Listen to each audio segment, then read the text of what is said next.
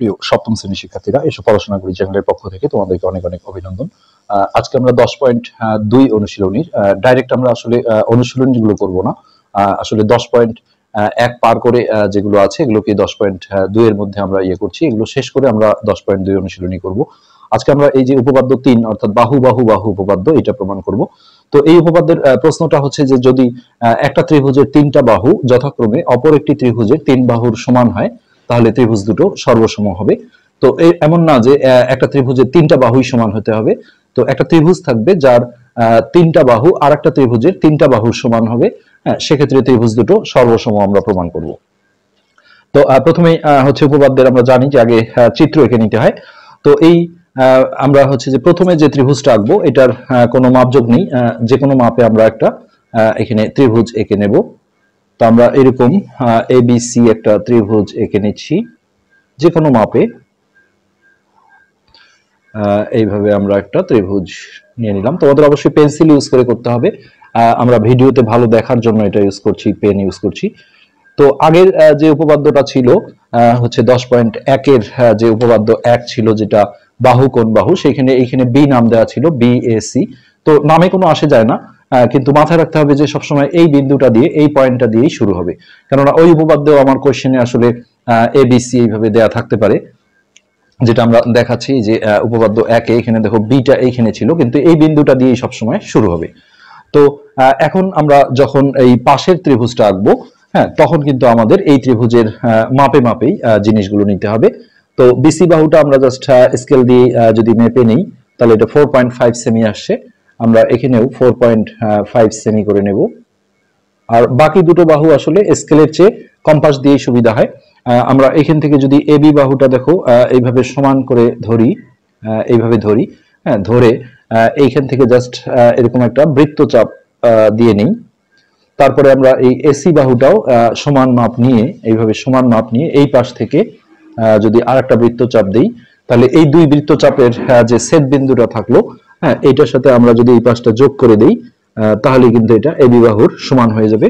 আর এই বাহুটা যদি আমরা যোগ করে দিই, তাহলে এই পাশের এসি বাহুর সমান হয়ে যাবে। তো এটাকে আমরা নামকরণ করছি হচ্ছে ডিইএফ। তো এই যে এবিসি ত্রিভুজ আর ডিইএফ ত্রিভুজ ছিল, তার আমরা হচ্ছে যে এর 3টা বাহু, এর 3টা বাহু সমান ধরবো। হ্যাঁ, সেক্ষেত্রে এখানে আমরা একটা করে দাগ দিই। এবি বাহু হচ্ছে ডিই সমান, বিসি এখানে 2 দাগ দিলাম, বিসি হচ্ছে ইএফ এর সমান, আর এখানে আমরা 3টা দাগ দিলাম। হ্যাঁ, এসি বাহুটা হচ্ছে এই 3 দাগ অর্থাৎ ডিএফ এর সমান।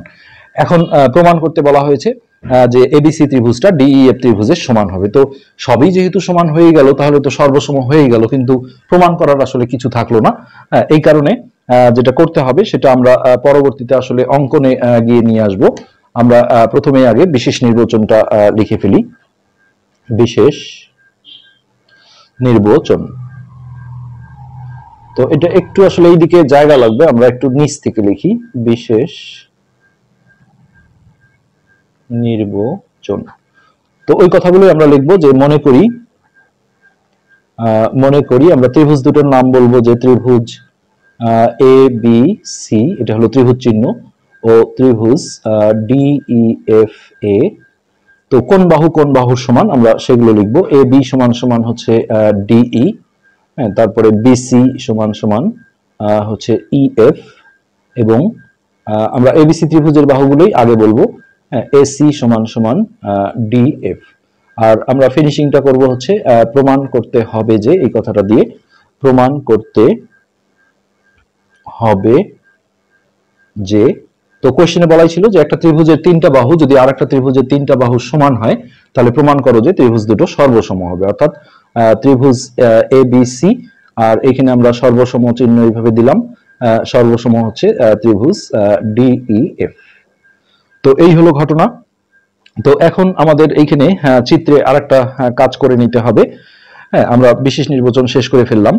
তো এই যে দেখো এখানে এবি বাহুটা যে ডিই বাহুর সমান ছিল, হ্যাঁ, এবি বাহু আর ডিই বাহু সমান ছিল, তো আমরা এই দিকেও সেই ডিই বা এবি বাহুর সমান করে আমরা একে নেই আগে। এটা আমরা এবির মাপ নিলেও হবে অথবা ডি এর মাপ নিলেও হবে, যেহেতু এটা সমান ছিল। হ্যাঁ, এইখান থেকে ধরে আমরা এই দিকে একটা বৃত্তচাপ দেব, পাশাপাশি হচ্ছে এই ডিএফ অথবা এসি যে কোনো একটা মাপ নিয়ে এটা আমরা এফ বিন্দু থেকে এর উপরেই আর একটা বৃত্তচাপ দেব। এখন আমরা এটাকে জি নামকরণ করে দেব জি। তারপরে আমরা এই জির সাথে হচ্ছে ই যোগ করব, মানে নিচেও একটা ত্রিভুজ নিয়ে আসবো এটার মতো করে, আর এইদিকে এফ এর সাথে আমরা জি যোগ করে দেব। বাস, এটা কিন্তু আসলে অঙ্কনে বলতে হবে না, এটা সরাসরি আমরা হচ্ছে যে প্রমাণ পয়েন্টে গিয়ে একসময় আমাদের প্রয়োজন হবে। আর ডি কমা জি যোগ করব সেটা আমরা পরবর্তীতে একসময় করব। এখন আমরা প্রমাণ পয়েন্টে ঢুকছি, যেটা বাহু কোণ বাহুতেও ছিল যে ত্রিভুজ এবিসি কে ত্রিভুজ ডিইএফ এর উপর এমন ভাবে স্থাপন করি যেন, সেই ভাষাটা দিয়ে এখানে শুরু হবে যে ত্রিভুজ এবিসি কে তো তোমরা বই এখানে দেখেছো যে বিসি আর ইএফটাকে, বিসিটাকে হচ্ছে এবিসি ত্রিভুজের বড় বাহু ধরা হয়েছে, আর ইএফটাকে ডিইএফ ত্রিভুজের বড় বাহু ধরা হয়েছে, তবে এটা না ধরলেও এখানে কোনো সমস্যা হবে না। তো ত্রিভুজ এবিসি কে ত্রিভুজ ডিইএফ এর উপর এমন ভাবে স্থাপন করি, এমন ভাবে মানে এটাকে তুলে নিয়ে যে এর উপর এমন ভাবে বসাই, এই বিষয়টাই এমন ভাবে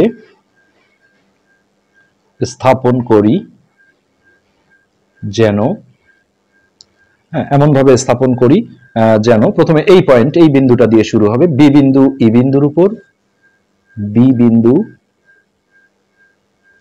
ই বিন্দুর উপর, একবার বিন্দু একবার বাহু। তারপরেই আমরা হচ্ছে বাহু কোণ বাহুতে যেমন আমরা দেখো বি বিন্দু ই বিন্দুর উপর বলে এই বাহুতে চলে গিয়েছিলাম, এবি বাহু ডি বাহুর উপর, কিন্তু এখানে যেটা আমরা বলবো যে বি বিন্দু ই বিন্দুর উপর বলেই বিসি বাহু ইএফ বাহুর উপর, হ্যাঁ, বি বিন্দু ই বিন্দুর উপর, তারপরে কমা বিসি বাহু ইএফ বাহুর উপর, ইএফ বাহুর উপর। তো এখানে বিষয়টা এরকম যে আমরা যদি কোনো কাঠি দিয়ে ত্রিভুজগুলো বানাই এইভাবে, তিনটা কাঠি দিয়ে, তো এটা তুলে নিয়ে গিয়ে দেখো এইখানে যে বাহুটা আছে এটা এখানে বসিয়ে, তো এই পাশের অংশটা এখানে না ফেলে আমরা এই পাশে ফেলবো, উল্টো পাশে। তো সেক্ষেত্রে বিসি বাহু ইএফ বাহুর উপর এবং ইএফ এর যে পাশে,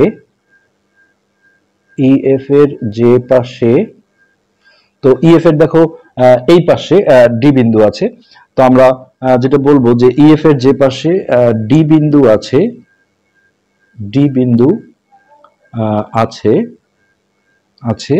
এ বিন্দু যেন তার বিপরীত পাশে পড়ে, এ বিন্দু যেন তার বিপরীত পাশে, কেননা ওই পাশে ফেলে দিলে আসলে তিনটা করে বাহু যেহেতু সমানই, সর্বসম্মত এমনিতেই হয়ে যায়, প্রমাণ করার আর কিছুই থাকে না।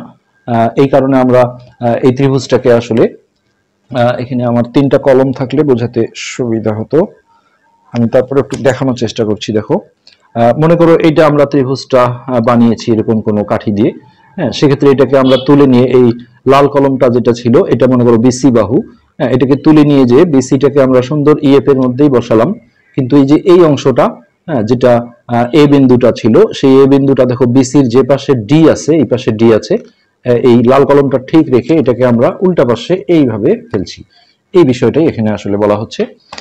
তো শেষে গিয়ে আমরা দেখব যে এবিসি আর ডিএফ ত্রিভুজই সর্বসম হবে, তার বিপরীত পাশে পড়ে। তো সেক্ষেত্রে এই এ বিন্দুটা যদি এই ইএফ এর যে পাশে ডি আছে তার বিপরীত পাশে পড়ে, তার মানে এসে সেটা হচ্ছে জি বিন্দুতে পড়বে। আমরা এখানে এখন সেটা লিখব, মনে করি জি বিন্দু এ বিন্দুর নতুন অবস্থান, এ বিন্দুর নতুন অবস্থান। তো আমরা যেটা বুঝলাম সেটা হচ্ছে এ বিন্দুটা এসে জিতে পড়লো। তো এখন আমরা বাহু কোণ বাহুতেও দেখেছি যে একটা বাহু যখন আর একটা বাহুর উপর পড়ে তখন এটা সমান চিহ্ন দিয়ে লেখা যায়। তো বিসি বাহু যেহেতু ইএফ এ পড়েছে, তো বিসি সমান সমান ইএফ বলে, তো বিসি দেখো বি আর সি বিন্দুর সমন্বয়ে গঠিত, সেক্ষেত্রে বি বিন্দু আমরা বলেছি যে ই তে পড়েছে, তাহলে সি বিন্দুটা অবশ্যই এফ বিন্দুর উপর পড়বে বলে এখানে আমরা বলবো যে সি বিন্দু অবশ্যই এফ বিন্দুর উপর পড়বে, এফ বিন্দুর উপর পড়বে। তো হয়ে গেল অনেকটা অংশ। তো এখন আমরা এইটা শিওর করলাম যে বি বিন্দু ই বিন্দুতে পড়েছে, বিসি বাহু ইএফ এ পড়েছে, আর সি বিন্দু এফ এ পড়েছে, আর এই অংশটা আসলে এই পাশে পড়েছে। তাতে করে যেটা হলো যে এই ইজিএফ ত্রিভুজটা এবিসি ত্রিভুজের একটা হচ্ছে যে নতুন অবস্থান হলো। তাহলে অতএব ত্রিভুজের নাম 6 ভাবে বলা যায়, 3টা অক্ষর আসলেই আসলে হবে। ত্রিভুজ ইজিএফ ইজিএফ হলো ত্রিভুজ এবিসি এর হচ্ছে নতুন অবস্থান, নতুন অবস্থান। তো একটা জিনিস নতুন আসলে তার একটা পরিচয় দিতে হয়।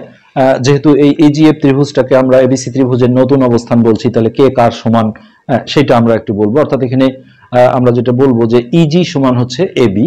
হ্যাঁ, তো এখানে আমরা অর্থাৎ দিয়ে বলি, অর্থাৎ ইজি এটা হলো নতুন অবস্থানের ইজি সমান সমান এবি। তো এদিকে কিন্তু আবার ইজি এবি আবার ডিই এরাও সমান ছিল, কিন্তু আমরা জাস্ট এবিসির সাথে কম্পেয়ার করছি যে ইজি সমান হচ্ছে এবি, আর এইটা এই পাশের যে বাহুটা আছে অর্থাৎ এফ জি, এটা যেহেতু আমরা এর সমান করে এঁকেছি তো এটা এসির সমান ছিল, তাহলে এফ জি সমান হচ্ছে এসি। আর একটা জিনিস লাগবে, এই এ বিন্দুটা যেহেতু জি বিন্দুতে পড়েছে, তাহলে সেক্ষেত্রে এখানে যে বিএসি কোণটা থাকলো এইটা, আর এখানে এই কোণটা, এই দুটো কোণ সমান হবে। অর্থাৎ বিএসি কোণ সমান হচ্ছে ইজিএফ কোণ। এই পর্যন্ত আমরা চলে আসলাম। এরপরে আমরা ডি কমা জি এই দুটো বিন্দু যোগ করে নেব এখানে। তো এটা আমরা এখানে লিখে দেব যে ডি কমা জি যোগ করি, ডি কমা জি যোগ করি। তো এটা যোগ করার সাথে সাথে দেখো এখানে এগুলো ত্রিভুজ হয়েছে, কিন্তু এগুলো আমরা কাউন্ট করব না। এই যে এইটা একটা ত্রিভুজ হয়েছে আর এই পাশে একটা ত্রিভুজ হয়েছে, এই দুইটা ত্রিভুজ নিয়ে আমরা এখন কাজ করব। যে কোনো একটা দিয়ে আমরা শুরু করতে পারি। তো আমরা হচ্ছে যে ইজিডি নিয়ে শুরু করছি। এই পাশে ত্রিভুজের নাম আমরা বললাম, 3টা অক্ষর আসলেই হলো, কোনটা আগে দিলাম পরে দিলাম এটা ব্যাপার না। তো বই এখান থেকে ধাপ শুরু করেছে, তোমরা করতে পারো, ধাপ না দিলেও কোনো সমস্যা নেই। তো ফার্স্ট স্টেপে আমরা যেটা করব যে ত্রিভুজ ইজিডি, ত্রিভুজ ইজিডিএ। তো এইখানে দেখো একটা ঘটনা আছে, এই ত্রিভুজে ইজি বাহু আর ডিই বাহুটা কিন্তু সমান। যেহেতু ইজি এবির সমান, তাহলে এবি আর ডি সমান ছিল। হ্যাঁ, সেক্ষেত্রে আমরা এখানে লিখব ইজি সমান সমান হচ্ছে ডিই। তো আগের হচ্ছে যে 10.1-এ তোমরা দুই উপপাদ্যে পড়েছো, একটা ত্রিভুজের দুইটা বাহু সমান হলে তাদের বিপরীত কোণগুলো সমান হয়। আর এটা আমরা একটা কারণটা দেই যে কেন সমান। হ্যাঁ, যেহেতু ইজি সমান হচ্ছে এবি সমান হচ্ছে ডিই। এটি হলো ব্যাখ্যা যে ইজিটা হচ্ছে এবি সমান, আবার এবি আবার ডি সমান। হ্যাঁ, এই কারণেই ইজি আর ডি সমান। তো এখন আমরা এদের বিপরীত কোণগুলো সমান লিখবো। সেক্ষেত্রে এই যে ইজি বাহুটা আছে তার বিপরীত কোণ, দেখো এই ত্রিভুজের মধ্যে 3টা কোণ আছে, এই একটা কোণ, এই একটা কোণ আর এই একটা কোণ। তো এই 3টার মধ্যে এই ইজি বাহুর যখন বিপরীত কোণ আমরা খুঁজবো, তাহলে ইজি বাহুর সাথে এই কোণটারও একটা টাচ আছে, এই কোণটারও টাচ আছে। যে কোণের টাচ থাকে না সেটা হলো বিপরীত কোণ। অর্থাৎ এটাকে আমরা ইডিজি অথবা জিডিই বলতে পারি। তো আমরা ইডিজি লিখছি, এর নিচে আমরা এর বিপরীত কোণটা লিখবো ইডিজি সমান এখানে ডিই বাহুর বিপরীত কোণ। ডিই বাহু ছিল এইটা, তার সাথে এই কোণেরও টাচ আছে, এই কোণেরও টাচ আছে, তাহলে এই কোণটা হচ্ছে তার বিপরীত কোণ। অর্থাৎ ডিজিই বা ইজিডি বলতে পারি। আমরা ইজিডি লিখছি, যে কোনো একটা লিখলেই হবে, তবে জি কে মাঝখানে রাখতে হবে, ইজিডি। তো এটা থাকলো। তো এটার ব্যাখ্যা আমরা দেব যে ত্রিভুজের দুটি বাহু সমান হলে, দুটি বাহু সমান হলে তাদের বিপরীত কোণদ্বয় সমান হয়, তাদের বিপরীত কোণদ্বয় সমান হয়। তো ঠিক একইভাবে আমরা এই পাশের যে ত্রিভুজটা আছে সেটা আমরা এফজিডি বা ডিএফজি যে কোনো ভাবে বলতে পারি। হ্যাঁ, এখানেও এই একই রকম কাজ করব যে ত্রিভুজ এফ GDA এরও দুইটা বাহু সমান। তবে এইখানে একটা জিনিস সতর্ক থাকতে হবে যে আগের ত্রিভুজটায় তুমি যদি এই বাহুটার নাম আগে বলে থাকো, এখন এই বাহুটার নাম আগে বলতে হবে, নাহলে একটু জায়গায় সমস্যা আছে, দুটো সমীকরণ যোগ করতে হয়। এখন যদি এটা আগে বলো তাহলে একটু উল্টাপাল্টা হবে। তো আগের বার যেহেতু আমরা এইটা সমান এটা লিখেছি, এখন আমরা তাহলে এইটা সমান এটা লিখবো, হ্যাঁ, অর্থাৎ FG, এখানে আমরা লিখবো FG সমান হচ্ছে DF। তো এর ব্যাখ্যাও ওই একই বিষয়, না দিলেও হবে, সেটা সমস্যা নেই। যেহেতু এখানে আমরা বলবো যে FG সমান SC সমান DF। তো এখানে যেহেতু দুইটা বাহু সমান হলো, তাদের বিপরীত কোণগুলো সমান হবে। তো এর কোণগুলো যদি আমরা দাগাই, একটা হচ্ছে এইটা কোণ, একটা হচ্ছে এই কোণটা, আর একটা হচ্ছে এই কোণটা। তো সেক্ষেত্রে FG বাহুর বিপরীত কোণ হবে এইটা, যেটাকে D মাঝখানে থাকবে, FDG অথবা GDF। তো আমরা FDG লিখলাম সমান DF বাহুর বিপরীত কোণ, DF হচ্ছে এটা, তো তার বিপরীত কোণ এটাও হবে না, এটাও হবে না, এইটা হবে, অর্থাৎ G কে মাঝখানে রেখে FGD বা DGF। তো আমরা FGD লিখছি, FGD। এই যে সমস্যাটা এটা, এখন আমরা এই সমীকরণ দুটো যোগ করব। তো তোমরা জানো যে কোণ মানেই মাঝের বিন্দুটা। তো এই বাহুটা যদি আগে নিতা, এটা পরে নিতা, তাহলে এর বিপরীত কোণটা কিন্তু এই পাশে থাকতো, অর্থাৎ D এর সাথে G যোগ করা যেত না। হ্যাঁ, এই পাশে আবার G আর D হতো। এই জন্য এই মাঝের D আলাগুলো এক সাইডে থাকতে হবে আর G আলাগুলো এক সাইডে থাকতে হবে। যদি এটা আগে লিখতা, এটা পরে লিখতা, তাহলে এই কোণটা আগে আসতো, এটা পরে আসতো, বা দিয়ে কিন্তু আবারও ঘুরিয়ে নিয়ে আসতে হতো। তো এবার আমরা থার্ড স্টেপে গিয়ে এই সমীকরণ দুটো যোগ করব, অর্থাৎ এই বাম পক্ষের সাথে বাম পক্ষ যোগ দেব। তাহলে EDG যোগ হচ্ছে FDG আর সমান দিয়ে ডান পাশে এটা আর এটা যোগ দেব, অর্থাৎ এক পাশে হচ্ছে EGD যোগ হচ্ছে FGD। এবার আমরা চিত্রে চলে যাব। দেখো EDG আর FDG এই দুটো যোগ করলে কি হয়। EDG হচ্ছে এই যে এতটুকু অংশ, তার সাথে যোগ হচ্ছে FDG, হ্যাঁ, তাহলে এতটুক, তাহলে এইটুক যোগ করলে এই পুরোটা লেখা যায়। এই পুরোটার নাম হচ্ছে EDF অথবা FDE। তো আমরা EDF লিখছি, এই দুটোর বদলে বা দিয়ে আমরা লিখব হচ্ছে EDF। আর এইখানে EGD আর FGD, তো EGD দেখো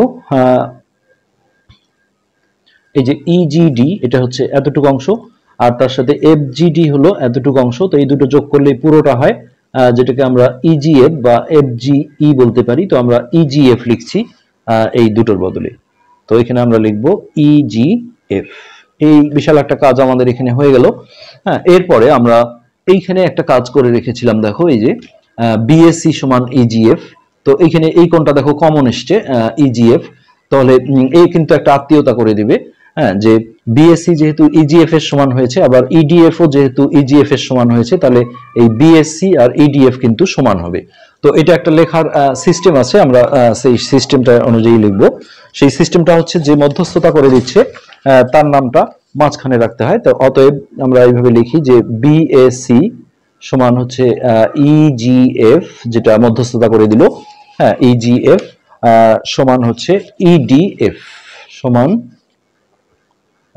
EDF। এবার যে মধ্যস্থতা করে দিল তাকে আমরা সরিয়ে দিয়ে এইটা আর এটা সমান লিখবো। অতএব BAC সমান হচ্ছে EDF। তো এবার একটা চিত্রে খেয়াল করো, BAC হচ্ছে ABC ত্রিভুজের এই কোণটা, আর EDF হচ্ছে এই কোণটা। তো এখন এই ত্রিভুজটা কিন্তু আমরা চটকা দেবো, কারণ আমাদের প্রমাণ করতে হবে আসলে ABC আর DEF ত্রিভুজ সর্বসম।